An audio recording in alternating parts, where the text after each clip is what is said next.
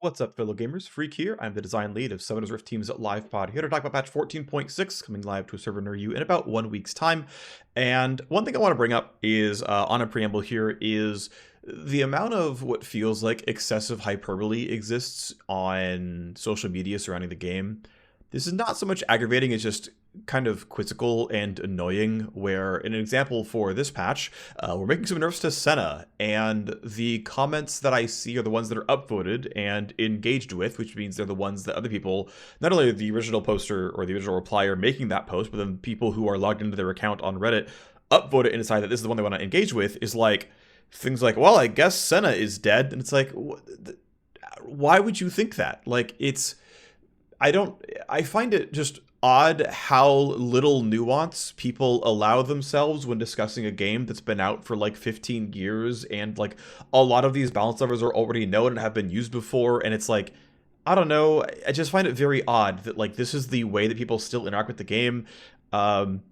I don't know. It's very odd. I just want to bring it up something that like I think is really stupid, and I don't have a good solve for it. But other than the fact that I can explain the rationale behind what we're doing as best to my ability, and explain to you that the sky is usually not falling, but for whatever reason, the way that the community decides to make posts and then upvote posts and engage with those posts is all through hyperbole, which just makes feedback incredibly useless, right? It continues the never-ending circle of why the hell would I read these posts, because no one actually engages in good faith. That's what it feels like, and I realize that this is me now also being hyperbolic, but it truly feels like there's so much chaff for the wheat, and so it's like, yep, the comment sections still kind of suck. Anyway, I find that hyperbole kind of weird. I wish there was less of it, but whatever.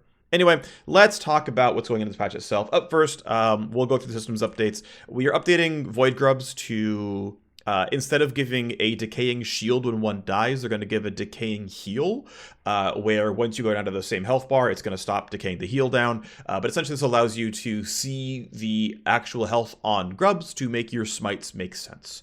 We are taking a very big tuning pass on epic items. One thing I've seen people talk about is comparing things like Fiendish Codex to Blasting Wand, or Warhammer to things like BF Sword or a Pickaxe, and this is working as intended.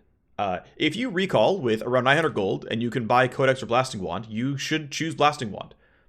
Blasting Wand is harder to buy. You have to buy it all at once. Fiendish Codex can be built very trivially from a 400 gold component and a 500 gold combined. Warhammer gets built from 350 to 250 gold components and a 150 gold combined. You can get this piecemeal every single time. Actually having 1300 gold for a BF sword is a spike. It's meant to be more of a spike. A BF sword should be more of a spike than Warhammer. It was harder to get there in the first place. Blasting Wand is meant to be more of a spike than Fiendish Codex. It was harder to get there in the first place. This is working as intended. When you identify that you'd rather have Blasting Wand than Codex, good. That is correct. This is how these systems should be designed, because Codex is incredibly easy to purchase and Blasting Wand is comparatively not. One thing I do want to bring up though is some internal internal meaning for my rules of thumb, but I'm in a position to enforce this, so it's our rules of thumb, which is obviously if you're going to say, hey, how much AP or ability haste or attack damage or lethality or flat pen does it take to increase my damage by X%, always change it based on what champ level you are, right? What does AP versus flat pen do on Lux passive? Well, it depends literally on what level Lux is. What does AP versus flat pen do for her Q or E? Well, it depends what level Lux is. So no matter what you're going to do, there's a moving target no matter what. The moving target I choose here is level 13, which is your two most important abilities are maxed. You've got rank 2 of the ultimate, and whatever your tertiary ability is about rank 1. You are largely, you're a good way through scaling your passive for those that have level scaling on passives and whatnot. And to me, this is pretty reasonable when you look at, max health damages and whatever. It's just a decent rule of thumb that say, if you want to gauge stuff, go with level 13. Because that's when your builds are getting kind of mature. If you're in a dual lane, that's probably 2 full items. If you're in a solo lane, that's 1 to 2. If you're snowballing, it's 2. If you're not, it's 1.5. If you only set on boots 1 for all, you're pretty close to 2 items. If your items are cheap, like in the assassin space and the tank space, you might be on 2 items. You're farming well, or you got plates or whatever. Anyway, somewhere around there is probably the accurate rule of thumb for how advanced in your build are, if we're going to start actually doing some math on what your items are and how good they are. Using that as the rule of thumb, basically, it takes around 6,000 gold worth of ability power to double your total damage output. Again, this is going to vary in a lot of ways, but to functionally double your kit output, it takes about 6,000 gold of AP, which is 150 amp tomes. Yeah, it's basically 300 ability power at 20 gold per AP. Of course, AP got cheaper this patch, so the gold efficiency of AP went down, which is of course kind of fraudulent. But regardless, it costs about 300 ability power, which costs again about 6,000 gold, or if it was last season, it would cost 6,500 gold, somewhere around there. By comparison, now, to be fair, this increases your burst damage, it increases your wave clear, it does not, in most cases, increase your utility. There's some cases like the amount of bounce fall off for Nami W, or I believe the amount of move speed on her passive, the amount of move speed. There's a couple of haste buffs that give an AP ratio to the move speed. I think some of like Lulu's W has a ratio on it, but like Karma, it's only the shield, not the haste on it. It changes based on ability, whatever. Bard W, I think the move speed scales with AP. Regardless, right, it's hit and miss, right? All this to say that decent rule of thumb, 6,000 gold of AP roughly doubles the sort of burst output and kind of sustained output of your kit. By comparison, if you look at lethality or flat pen, Sork shoes and Shadow Flame and whatnot, it's actually, we pretty much charge you 4,000 gold for this. Much like AP, it's not going to scale the move speed. Unlike AP, it's not going to scale your wave clear. It's in some cases not going to scale your turret damage, but it is going to scale your PvP damage. Of course, it's going to scale it specifically towards squishier targets. If this was priced the same at AP, it might be a bad stat. But also, it's multiplicative with AP, whether this is lethality or flat magic pen. This is a scaler that is burst damage, and burst should be priced higher than sustained damage. Like long swords should be more expensive than daggers per like DPS, because burst matters, alpha striking matters. But also this stat and the similar stats here are multiplicative with AP. AP and AD is the core stat. Lethality is a multiplier that does a lot of the same things that AP does, but because multiplicative, even if it's not as good in all cases, things like wave clear and things like scaling Janna's W move speed, right, and the slow, the fact that it's still a multiplier means that it's still very, very good. Regardless, this is still priced below AP at, if it costs 6,000 gold to double your damage from AP, it's going to cost 4,000 gold to double your damage with lethality or flat pen. And then Sork shoes are over efficient, Serrated Dirk's over efficient, whatnot. And then we have ability haste. Ability haste, I think, is also reasonably priced at 4,000 gold doubles your output. Unlike AP and lethality, it does not double your flat pen. It does not double your burst damage. It literally can't. Haste is asymptotically twice as much damage if you always had your spells going off on cooldown every single time. That's obviously not always going to happen, but this also gives you wave clear. It's often very easy to overkill minions, so getting a second cast is valuable. It, much like lethality or flat pen, is multiplicative with AP, so there's almost always going to be a price point where it's going to be better than AP once you have enough of column A. You want the multiplier in column B, but this also uniquely, unlike the other two stats, always scales your utility outputs. Hey, the amount of move speed, the amount of slowing you're getting off Janna W, haste will scale that fully multiplicatively. The AP ratio on the slow is not nearly as good. How much ability power am I, buffing you? Or like how often am I giving you move speed on the shield? If I'm using Melio E for the move speed buff, well, the only way to scale that is ability haste. This uniquely only scales off haste. How often am I crowd controlling you with Taric E or Lulu W or Melio Q or whatever? How often am I cleansing you with Melio ulti? That's haste only. And so as a different, unique, orthogonal multiplier, 4,000 gold to double your haste output, 4,000 gold to double your PvP burst output, 6,000 gold to double your generic burst output and wave clear. Those are both breakpoints. And I think those prices all make sense, are all defensible, and are all very reasonable to say that, yeah, if this is what it costs, this is all very logical and totally makes sense. And the fact that these things are multiplicative, that even if one of these things is mistuned, at a certain point, the linear scaling of AP or the linear scaling of like flat pen by itself says, well, at a certain point, scalar number 3 is a better choice here. So I think these numbers are within the realm of reality, and these are basically the underlying points I am using when considering column A versus column B versus column C. How efficient should these items be? Obviously, we're using Longsword and Amp Tome as an easy underlying rule here. In the case of haste, Glowing Moat is intentionally overpriced. You're spending 50 gold per point of haste. I think 40 gold per point of haste is more reasonable. In the case of lethality, Serrated Dirk is and has always been overstated, so you have never been paying 40 gold per lethality, but I think it's probably also the appropriate number here. And so we move forward. Sork Shoes, similar boat here. It is underpriced. So items like Phoenix Codex lost a lot of ability power because you're now getting gold efficient AP and gold efficient haste. So let's talk about why real quick this is working as intended. I brought up a little bit earlier on, but essentially this comes down to the fact that power spikes should be doled out intentionally. I think we want to essentially bring back control on our side of how, when, and where power spikes come in League of Legends. And the nice thing is, it's really intuitive to use the affordance of a legendary item got done, that's a power spike, right? When people say, don't fight until 2 items, or don't fight until 3 items, or the champion really comes on at 3 items, whatever, they don't mean you got a Warhammer and a Serrated Dirk, they mean you finished Yomu's and Cyrilda's or whatever. Those are your 2 items. You got Opportunity online, that's your 2nd item. No one's like, Zeal, the item, right? And so this does a lot for intuitive understanding. This is also something that players can look at and be like, yeah, item's done, it's time to fight. And if we can maintain that on our side of the power spikes are actually the legendaries, it allows you to have more control over, oh, right, I know when I want to fight, I know when I don't want to fight, I know what I want to do here. It makes it easier to understand the game state overall. I think this is very valuable. The second thing here, related point, is to specifically bring down the non-legendary power spikes. Essentially, the idea of a legendary power spike gets deflated when everything's a spike. If Serrated Dirk is 130% gold efficient, what's the point of Yomu's or Opportunity? You've already got all of your efficient purchases right off the bat at the very start because you finished a Serrated Dirk. There's your 130. Congratulations, you got legendary gold value. Like, I don't think that's reasonable at all to do and have in the game.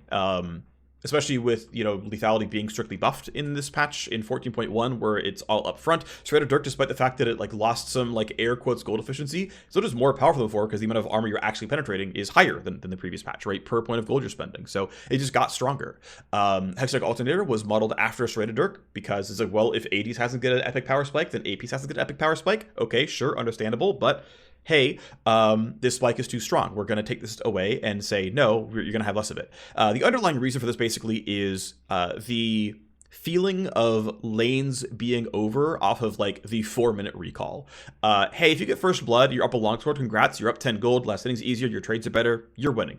Okay, great. You're up a Serrated Dirk to 2 longswords, this lane is absolutely just catastrophically over. The amount of power that comes out of that item is, and items like it, is just so high that there functionally isn't much room for a comeback here. It's obviously not actually over, right? There's obviously always room for some counterplay, but the degree to which a matchup swings off of incredibly overstated epics breaks down the sanctity of the laning phase. This is the jungler ganked me once, and the top laner got first blood, top lane's over. The support got a good hook, and my support didn't flash and died the Nautilus, and now Samira's got Serrated Dirk, bot lane's over. That's the feeling a lot of players will get. It might be hyperbolic, but it's still true directionally, and we can easily walk this down and say, no, epics are going to be about 100% gold efficient. That said, there are going to be some items that are a little bit over. Noon Quiver, Lost Chapter, the Fairy Charm one for supports, Bandle Glass Mirror, Glacial, still, Kindle Gem. There's plenty of items that are still actually pretty efficient. Many of these are defensive or targeted defensive in nature, or they're just, the resource they give you is resources, and that is basically never priced appropriately because they stats like health and mana regen are priced at level 1 values, and then quickly over time you don't need the regen as much, and so it's kind of unfair to price them that aggressively when they're coming on at level 7 or whatever. So there is some hand waving in the background, sure, but we're targeting everything basically being between 100 and 110% gold efficient. The idea being that yes, if you got a 1300 gold recall, it should always be better to buy a BF sword than a Call of Duty Warhammer. It should always be better to buy a blasting wand than a Phoenix Codex. There's a systems change around Doran's items being classified in the same category as jungle eggs and the tier 1 and tier 2 support items. This is meant as an acknowledgement that we made and buffed and maintained Doran's items as a lever for specifically giving power to the 3 core lanes, because the other 2 roles are not tied to lanes and not tied to showing up to the same gold income every 30 seconds. They're allowed to roam. They're allowed to go 2v1 or 3v1 someone else in mid lane or in top lane, or 4v2 dive and bot. So because of the ease for a jungler or a support to not fight fairly, in air quotes, we are just giving more power to the champs who aren't junglers and supports via their unique items. It's why there are jungle eggs. It's why there's the support quest. It's why they gave very, very few stats compared to Doran's Blade, Doran's Ring. This patch, we're saying, okay, let's acknowledge that obviously Doran's Blade, Doran's Ring are very, very strong. We see a bunch of like Camille and Senna supports who just start Doran's Blade. We'll see plenty of AD junglers recall for Doran's Blade first back. We're certainly aware that, like, hey, by the way, Darksteel still exists. Yes, it does. Cole still exists, though it's still kind of a laning only item. We're going to acknowledge that this does lower the number of what I'll call gambit items in the game, where here's an item that doesn't upgrade into anything. When I sell it, it's going to be gold inefficient. I'm buying it to have a power spike now. The idea of buying mid-game Dorans, I think, is a better system than current elixirs are in League of Legends, where it feels like you're just losing everything. You're just flat out losing gold, and you're like risking that there's going to be a fight in time for this to matter. So the idea of buying a level 6 Doran's Blade, I think is actually interesting as an underlying system, but just not in the same system as current Dorans, which are so intentionally overstated. You're basically trolling by not buying one in every build, because it is being used as a lever of balancing laners versus non-laners. And again, I'm going to call junglers and supports non-laners here. So I do believe we probably should at some point make some mini epics that are good, that won't turn into legendaries, but, you know, they're elixir-like in that it's a long-term loss, but a short-term gain. Something like Darksteel is kind of good here. I think Darksteel is not risky enough. We buffed Darksteel as back in 1320 as saying, well, we want you to occasionally be willing to start Darksteel instead of Doran's Ring, so we gave it a little bit of power as a way to keep parity. But realistically, I feel like Darksteel should just be an item. It's like, yeah, it's not a starter. Like, you're just not going to do this. You will buy this when you think you can get the stacks, and it's going to pay off if you can get, 3 takedowns or whatever. Otherwise, you're just delaying your power spikes, and that should matter here. This also matters because we're nerfing all the other epics. It's even more valuable to go buy a Doran's Blade instead of a Coldfield's Warhammer. But again, and BF is meant to be that spike there, or finishing your full Luden's upgrade or whatever is meant to be the real power spike here. So yep, all that's getting pushed down so that the power spikes don't come in on the item level until you actually finish a legendary. Next is a set of changes around bot lane's net impact in the game. We think bot lane as a whole, and this I mean like the AD carry, or you queue as bot when you're in champ select, and support role combined, that power level is actually more than good enough. Might actually be too strong as a combined pairing. Obviously, I think 2 roles together should be stronger than any one individual role. Like, sorry, but for all of League of Legends, bot lane combined is going to be more important than mid lane combined, and bot lane combined to be more important than top lane combined. Full stop. This should always be true. Otherwise, we're really griefing. But the individual power of the AD carry maybe shouldn't be higher than the individual power of the top laner. The individual power of the support probably shouldn't be higher than the individual power of the jungler. Right now, this is skewed a bit towards support. The overall dual lane power, again, is maybe slightly high, but within reason. But support has too much power. ADC has a little bit too little, and so we're doing some tweaks to move things around. So we're basically removing 200 gold from supports. This is being done through their tier 1 and tier 2 support item, lowering the gold on minion last hit and on PvP interaction. We are lowering the quest target from 500 per stage to 400 per stage, which for those keeping track at home means your quest completes at 800 gold instead of 1000 gold. You still get the 5 gold per 10, which is higher than it's ever been in the past. It was 3 gold per 10 last season, so the passive gold income for supports is the highest it's been since Philosopher's Stone existed way back when. But also this item just costs 400 gold, and you're instantly done, and you don't have to invest in it anymore. And plus the early first 13 minutes is way more gold income than Philosopher's Stone gave you, right? It even starts from the very beginning of the game. So support overall income is still higher than it has been in a very, very long time. But what it comes down to is they're getting a decently solid first item combined. And I want to say that, not getting 30 ability power, which is, 600 gold? Yeah, 600 gold of ability power is instead giving you a Zazax passive, which you could argue is better than 600 gold, or maybe not. It's kind of your call here, but that's relatively side grady. Again, if you want to hardcore try to figure out the math here, you can probably figure out which one's actually better. But because there are no core damage stats on the item, it's this item gives you literally 0 bonus damage as Zyra until it's fully combined. So from minutes 2 to 13, there was no bonus AP without spending gold on it. Compared to the season, the last 7 seasons, right?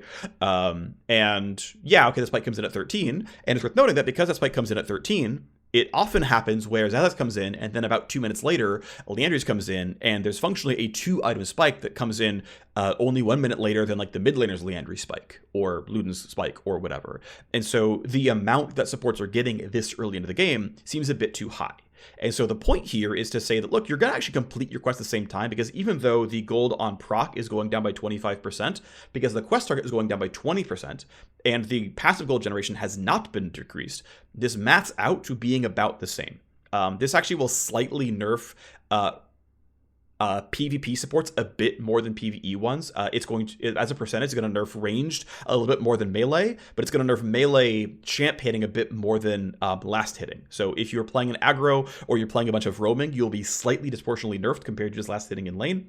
But again, if you're having a really, really bad lane and you can't do anything at all, you can't even last hit because you're just like locked in a tower, you're going to get double poked by like Kate Lux if you try to last hit something.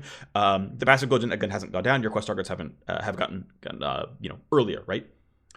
This all says that functionally, your first legendary is getting pushed back by 200 gold, aka about 40 to 45 seconds. Support gold income tends to be 200 and something, not quite 300 after the 13-minute marker. So obviously it's pretty high in the early game, but then it's 200x in after your combine is done, 40 minutes plus, and so that should delay the 2-item power spike by again about a minute, and then it'll further delay the 3rd-item power spike by about a minute, and just everything kind of moves back 1 minute's time, which will on average lower the amount of power level that supports have in the game, right? Even the quest towards Swifties is going to be a little bit slower because they're going to generate a little bit less gold on the way back, and so maybe Senna doesn't get Swifties on the first recall as easily, or Boots, but like doesn't get the controller on the first recall or whatever else it is. So again, this has some knock-on effects in the early game as well, but again pushes back the 1-item spike a little bit here. That is of course being brought alongside some buffs to the crit system. This is Infinite Edge gaining 10 crit damage, Quick Blades gaining 5 AD, and LDR Immortal Reminder gaining 5% armor penetration. This is basically trying to play up that bot lane ADCs actually have quite a lot of variety in the types of champs that are played. There's plenty of bullies, there's plenty of casters, there's plenty of lethality users, there's on-hit users, which tend to be tankier, there's some viable mages, and there's crit users. And if we say, well, okay, we're actually going to push crit users towards being late game champs on average to have a wider variety of experiences of what comes out of bot lane. You've got the Xerries and the Phalises who are late game carries. You've got crit users, but they're actually kind of snowball champions like Jinx, and you've just simply got more early game skewed champions like Lucian and Callista and Varus who aren't really getting moved around anywhere here. So it plays up crit marksmen as late game scalers as a unique strategic point here, a reason to play them.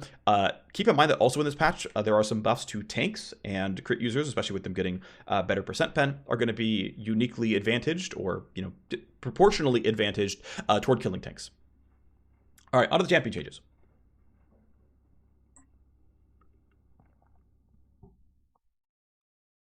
So first things first, we're doing some follow-up on Smolder. We unfortunately missed last patch. We meant to take power out after the micro patch. He is still power up. That is our fault. We screwed up. We want to take away power from Smolder, and so we're swinging for a relatively large nerf this patch to compensate for the power he gained this patch, plus actually nerfing him from what we wanted to in the previous one. So, okay, sure. Smolder, to be fair, is a bit too strong, but I want to emphasize that I think he is a bit too strong. Like, I don't think Smolder, even if we left him alone for another 6 months, would ever reach the win rates that we see on current Aurelion Sol or a month ago Maokai. And yet, Smolder's ban rate is higher than Maokai at peak win rate, at Aurelion Sol at current win rate, higher than champs who don't win a lot of games but are fairly frustrating, like Zed and Yone and Yasuo. Like, Smolder is too strong, sure, but his power level should not imply innately this level of ban rate. So what we're trying to do pretty heavily here is target perception of power disproportionate to actual power, right? There's no 3 base AD or 2 armor growth changes here. It's all stuff that players will really perceive. Even if it's not actually that important, people will perceive as a lot of power on Smolder. And to be clear, we are still trying to take away win rate, but we have basically a budget of win rate we are allowed to or trying to take away. And if it disproportionately hits perception, that is good, because then Smolder players get to play Smolder again, and people aren't frustrated thinking this champ is super overpowered. He is, to be fair, a little too strong, but Again, this champion is not Thanos. I want to bring up the idea of Smolder being a scaling pick. To my understanding, the goal with Smolder has always been that, yeah, he's going to learn how to dragon. Okay, so he's going to have this sort of unlock paradigm going on. But just having unlocks would be like saying, yeah, Kha'Zix, the very clearly scaling pick because you have to get all 3 evolves. Or Kai'Sa, the very clearly scaling pick because you're trying to get all your evolves online. It's like, yeah, obviously it's power that comes online later, but is Kai'Sa the premier late game marksman compared to like Jinx Aphelios? No. Okay. Is Kha'Zix the premier scaling jungler compared to like, I don't know, pick like half the roster? No. Okay, so just having things that unlock by time does not mean that you're necessarily a big scaling pick. Now, don't get me wrong, Smolder's win rate does grow with game time, right? He is weaker early game, he is more powerful late game. But the degree to which his win rate grows is significantly lower than Aphelios, as an example, and massively, like, 4-1 lower than Aurelian's Soul. From recollection, Smolder's win rate growth by game time is like 3.5%, and Aurelian's Soul's is like 16%. It's like really, really, really not close in terms of weak, early, good, late. Like, it's absolutely not close here. But what's interesting is the perception is that Smolder scales into infinity and becomes unbeatable, even though that literally isn't true. There's a huge suite of champions whose like above 30-minute win rate is far above Smolder's. I'm belaboring the point, but like really the public perception here is just not the reality of how Smolder actually scales, which is why, again, we're caring about perception a lot here, because the reality just does not line up with perception. So here's a big one. We are both flattening and changing an underlying mechanic around the execute on Smolder's Q. On live Smolder at 225 stacks, the Q execute comes in at 7.625% target max HP. It also calculates every single time the champion takes damage. If that debuff is still on him, it will ask for Smolder to electrocute you, or execute you. Now this will change to only when Smolder deals damage, it will ask to execute you. So for example, if Diana's going for a full combo of, QEW, auto, Lichbane, Nashor's Tooth, all this stuff, she could dump all that damage in 0.1 second, but after every single tick of damage, it would ask for the Smolder execute. Now it's going to wait until Smolder ticks again and give Diana the chance of taking the kill. So essentially, not only is the execute threshold being lowered from at least 7.625 to 6.5% flat, but also it's just going to ask for electrocutes or executes less frequently, which means that he will just like take the kills less frequently, you will see the explosion less frequently, and you will not perceive as though Smolder is getting all these kills. Like, yes, he was literally getting the kill credit, but like in the case of Diana diving Ashe, she was gonna die anyway, but now it doesn't feel like Smolder killed her. It's like, yeah, Diana killed her. That wasn't a Smolder kill. But because it checks every single damage tick, it always feels like, Smolder's the reason I died. Smolder's the reason I died, even if it's not true. Of course, this will still matter, right? This will still be powered down. As some other quick numbers here, at 320 stacks, the execute was 10% max health. Again, it is 6.5% instead. So it is a late game nerf, but I think in actual practice, it's a pretty small late game nerf, but it's going to do a lot for perception. W's radius is getting nerfed here. Honestly, the radius is a little bit too big for the particle. Just a good change here. And then the escapability of Smolder, for how much people believe his late game is very, very strong. He does seem too safe. Move speed on the E is getting dropped from plus 100% to plus 75%, which should do quite a lot for his evasiveness overall as a champion. This is meant to look very, very big. It's not meant to carry all that much power, though it truly will carry a fair bit of power here. We will always keep up and make sure that Smolder is a reasonably viable champion. There's pretty much no reason to put him in the dumpster, but we do need to fix the incredibly large and growing ban rate problem with Smolder, which means we have to tackle what people perceive to be too strong about him. We are also doing a kit update to Galio here. The point is to reshape him toward wanting to play AP Bruiser. His two core builds are basically Lichbane Storm Surge or Shurelya's into other AP burst stuff, and we'd like if items like Rocket Belt and Rod of Ages and other Cosmic Drive and other sort of health AP Bruiser-sized items, even Leander to a certain degree, is meant to look better on this champion. So, right now, actually, like, for example, the current Gragas build is actually Roa Cosmic, and that is the types of items we think make much more sense on Galio, fitting the mechanics of this champion, how he works, where his kit is shaped, and the kind of things he wants to buy. Keep in mind, Galio still has an MR ratio on his passive and on his W, but we're adding some stuff to make this happen. Okay, so first things first, the passive is getting several changes to it. So one is going to apply spell effects, which means Leandries will get applied by Justice Punch.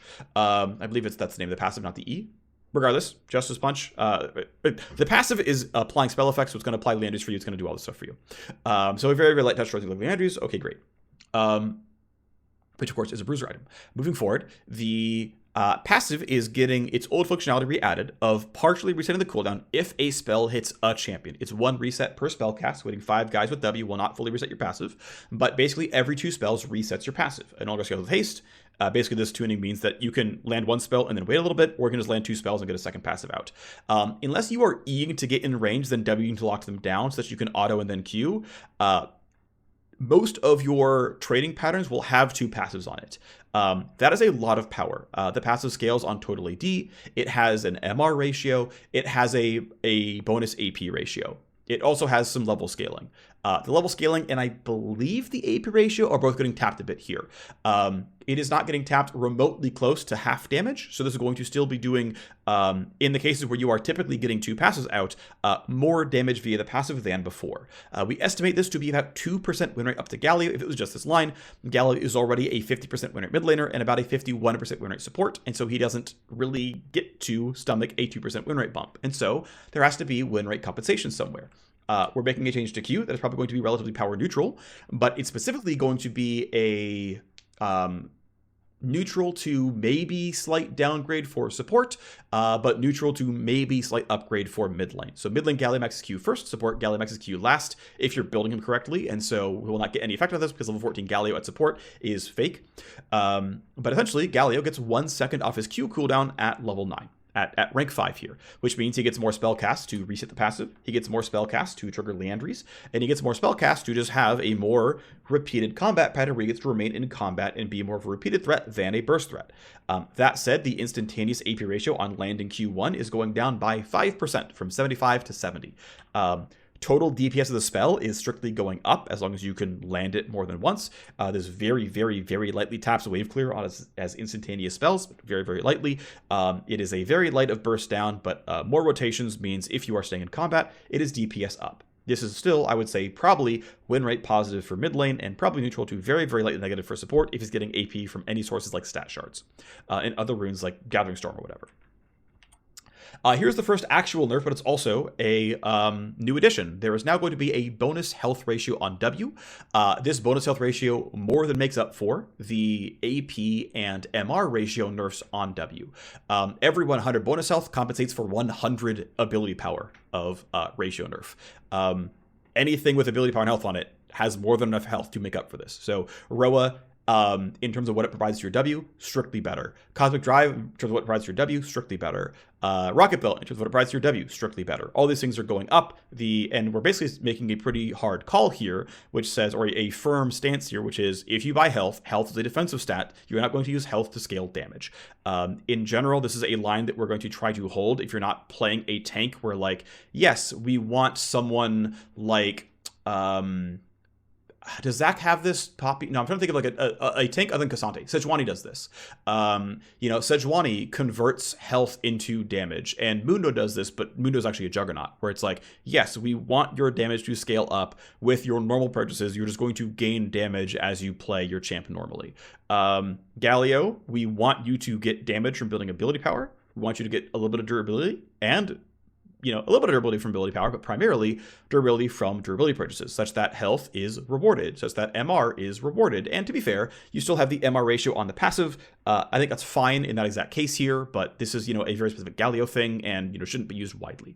Either way, this is, hey, the ratio nerfs more than make up for themselves. They would be power positive just straight up to any like Roa or Rocket Belt or Cosmic Drive build, no matter what. However, the base damage reduction on W is getting nerfed. It is getting nerfed by a flat 5%. as actual compensation for the fact that these bonus health ratios are coming in and going to do some pretty heavy lifting here. This basically means that if you are playing Lichbane, Storm Surge, Galio, you have a worse W, you have a worse Q aside from cooldown, but you do have a better passive. One more thing, though, that we are doing is that we are quite afraid of Support Galio. Support Galio maxes W first and builds raw HP. He gets 200 flat HP from a support item, he gets 200 flat HP from Trailblazer, and that 400 flat HP would pretty much entirely make up for the W nerf, while also giving him a better passive, which means Support Galio, who's already a little bit on the strong side, would be, I would argue, strictly buffed by these changes. And so we are adding a rank up nerf onto W's damage output. Rank 1 is unchanged, the AP ratio is unchanged, but it is losing, I believe it's 5 damage per rank up, which is up to 15 damage per rank up if you land full charge here on the W itself. So that tank support Galio is going to lose some W damage, is going to get relatively neutral-ish on the W resistances, is going to be neutral on the Q, but is going to get 2 passives. This is a buff, and so this is a nerf. Then there's one final thing, because we think we need to go a little bit harder in support versus mid-skew, which is we are softening the minion damage reduction on E, so it can be used a little bit better as wave clear, by taking a little bit of flat damage off the E itself. The AP ratio is still very, very high. The base damage is still honestly quite high. The PvE damage is higher than before as, actual practice, but hey, the early burst damage is slightly down. But again, there has to be made room for all of this. At the end of the day, we expect that this to essentially have to carry 2% of win rate down for mid lane Galio as well as support Galio, and this is meant to be about 2% win rate positive toward mid lane Galio. And it's probably going to hit, of course, support a decent amount as well. The end result is that we want Galio to like buying AP health items, to like buying MR as well, so that Canic Rookern and I always want to call it Moon Ice Apron, Hollow Radiance, and Banshee's Veil can all make sense on him, that Merc Treads can make sense on him. That is fine. He obviously has more appetite for MR than armor because he gets scaling off MR that he doesn't get off of armor. Obviously, it's better this way. But we want his default, when he doesn't have any hard target to go for, to be health AP, so that Galio is an AP bruiser, not an AP burst assassin. And if he's too weak, we can just give him power. It's very easy to add numbers buffs. If he's weak for 14 days, oh well, it's not the end of the world. We now move on to lower scope changes. We'll try to go a little bit faster here. Briar is a very high win rate and ban rate in low MMR specifically. We are trying to go after some low MMR nerfs here. Here's a high elo buff you can queue to wards. Congratulations. W attack speed and W bite healing is going down a little bit, as well as late rank base damage on R. R, disproportionately, as a burst damage spell, is lightly low elo skewed. She lands it a bit more often.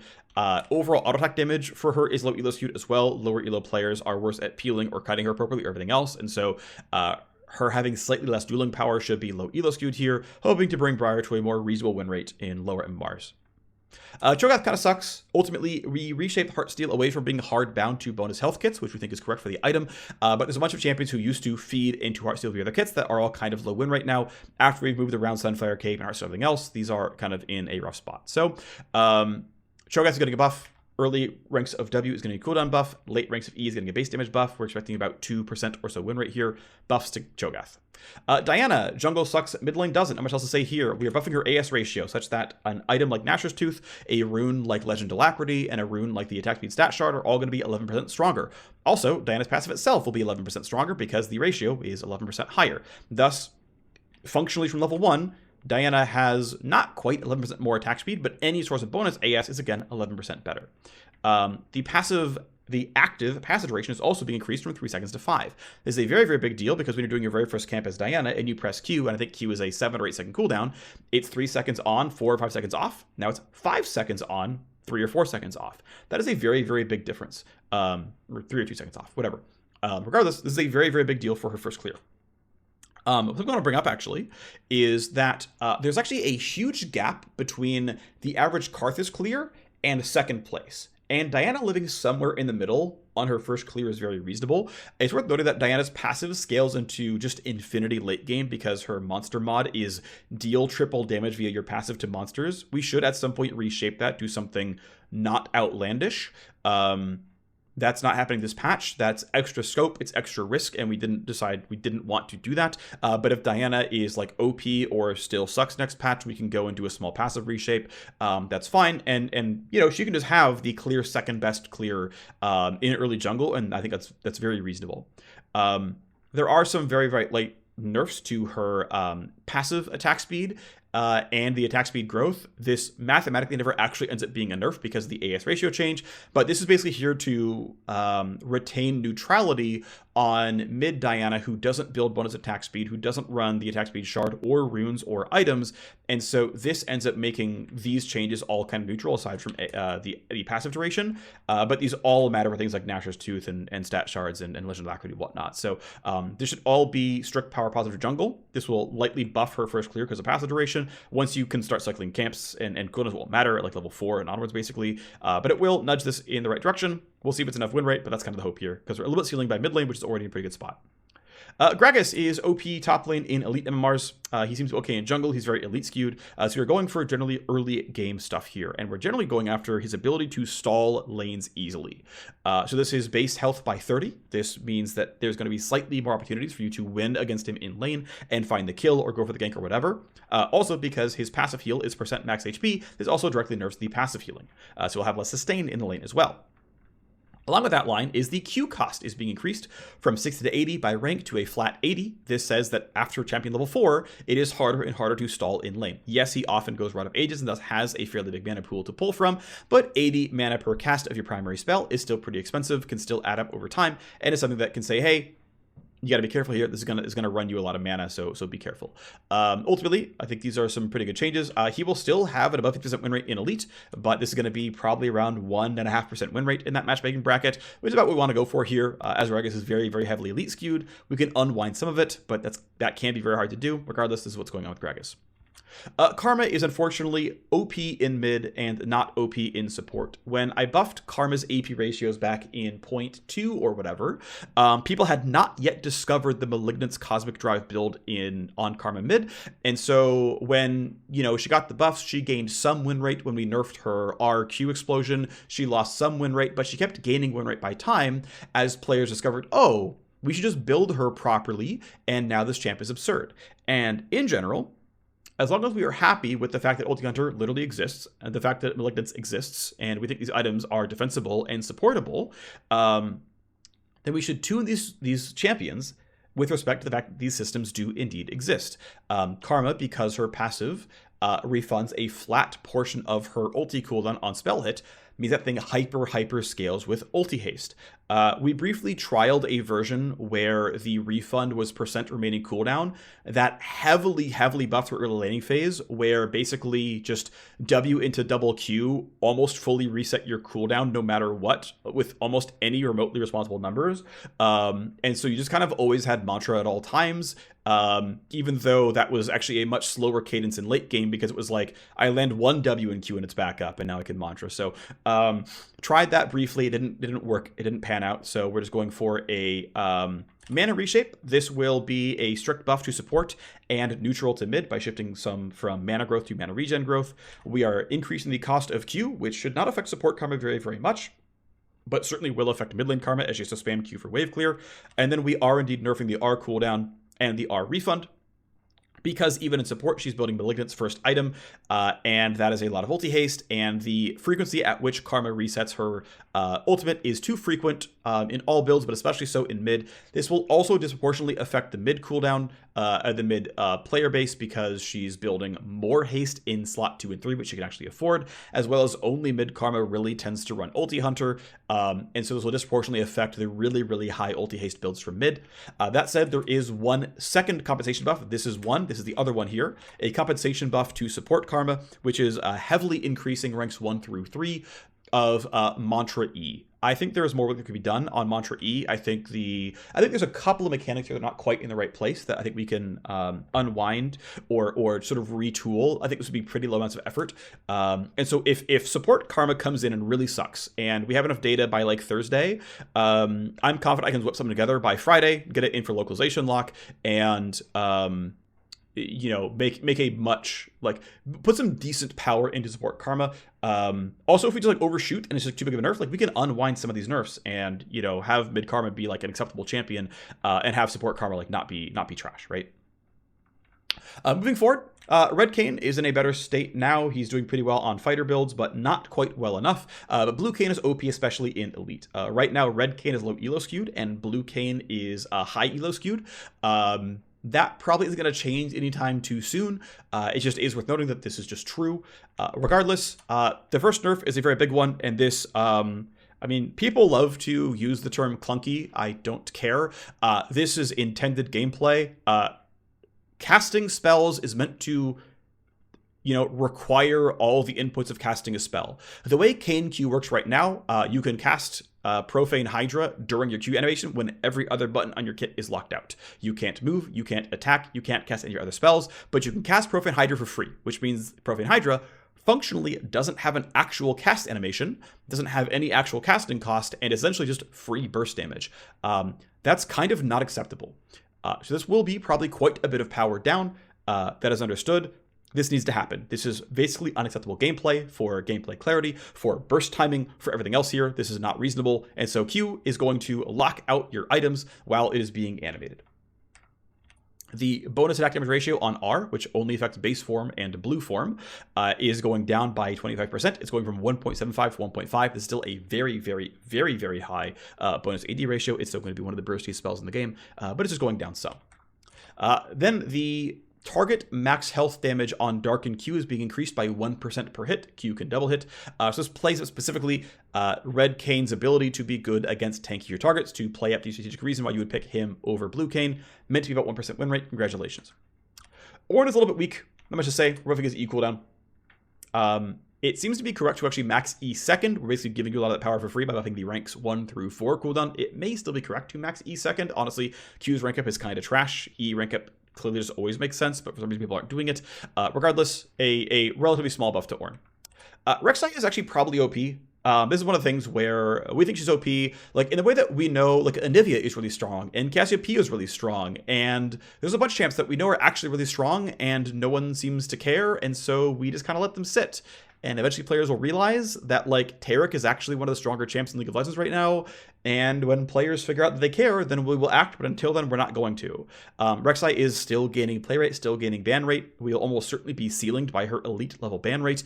But we'll let that actually catch on. And it might be that, like, you know, Rek'Sai ceilings at like a 4% pick rate and 6% ban rate in elite. And we're just like, oh, cool. She has a player base. She's pretty strong, but like, she's not quite as good as Nidalee, and everything's fine. If that's the case, awesome, right? But for now, Rek'Sai is probably OP, but we'll wait until players actually sort of come to that sort of line of reasoning themselves. Regardless, there are some small buff fixes here for Rek'Sai.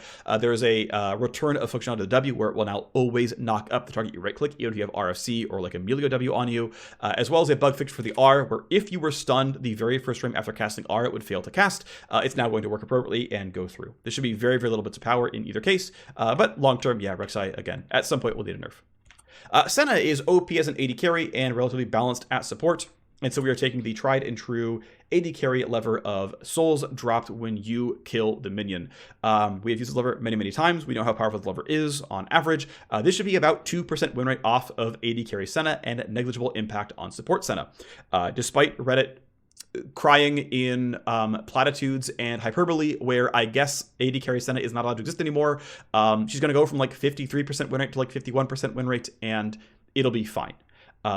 Also, Senna has always had a much, much larger player base at support than she has had as a bot lane carry, and so that is going to remain her primary player base, and so we will sort of never let AD carry take away from the power levels that we want for support Senna. So, yep, popular champion, relatively balanced in her primary role, but OP in her secondary role, and so a nerf.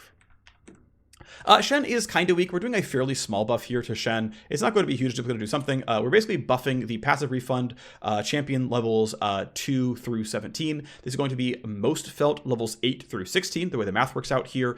This ends up being, in some cases, a full 1 second lower cooldown. And keep in mind, this is a spell that, if you get a refund at all, goes between a 6 and 2.5 second cooldown. And so getting 1 second lower of 6 or 2.5 is a very, very, very big deal. It is much more likely you can be in a state where, your passive is 5 seconds off and your Q's behind them and you Q and you get your passive when you wouldn't have otherwise. The fact that it can be very easy to like overshoot breakpoints means that, it's like, I brought it down to 0.1 seconds and I'll get no passive. Like this just will be more passive triggers. It just will be. The math on like how much win it is going to be very difficult to do. It's going to be very difficult to ever know. But this definitely matters. This actually gives you a breakpoint pretty early on where EQ will instantly refresh your entire passive. You're going to hit, I forget which level is going to be, but there's going to be a several level breakpoint where 2 spellcasts will instantly refresh your passive. Just all this like will matter over time, and it will be some amount of power to Shen, and specifically raising his power in a dueling sense. And again, specifically in the sort of mid to late game 8 to 16, where he's not just in the landing phase. Sion is very weak. Also, his current power curve no longer scales. It actually falls off with game time, which I think is a pretty big miss for how Sion pretty explicitly tells you he's an infinite scalar tank.